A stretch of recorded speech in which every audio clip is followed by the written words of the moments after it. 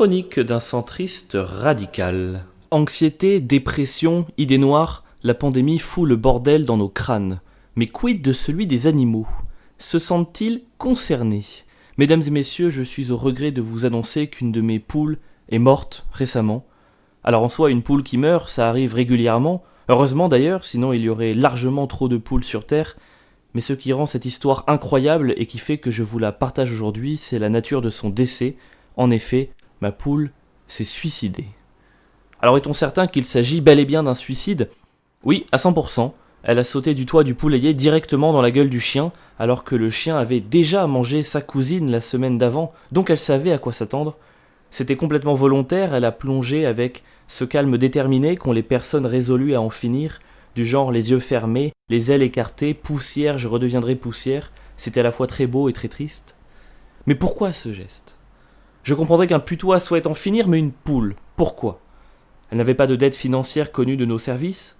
Son boulot n'était pas particulièrement angoissant. On demandait 2 œufs par semaine, ça va, c'est pas non plus la Chine. Donc quoi ?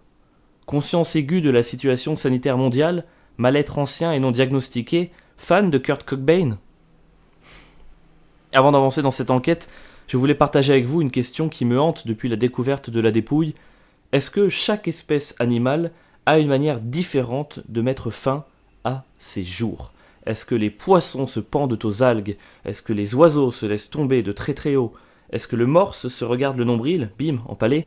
Imaginez un soir, vous retrouvez votre chat dans la Renault Espace, un tube relié au pot d'échappement se laissant partir en douceur. Non, Croquette, non ! Je comprends qu'on puisse vouloir se suicider. En revanche, je ne comprends pas qu'on se loupe. Pour moi, une personne qui se loupe, c'est une personne qui manque cruellement de motivation. Autant dire qu'à un entretien d'embauche de fin de vie, ces candidats seraient allègrement recalés. Mais revenons à l'enquête du jour. Nous sommes allés avec mon père payer une petite visite au vendeur de gallinacés qui nous avait refilé la victime. Tel un profiler, celui-ci remontait au mobile avec une vivacité étonnante, et tout cela en 2 questions. 1. Il lui manquait des plumes au niveau du cou ?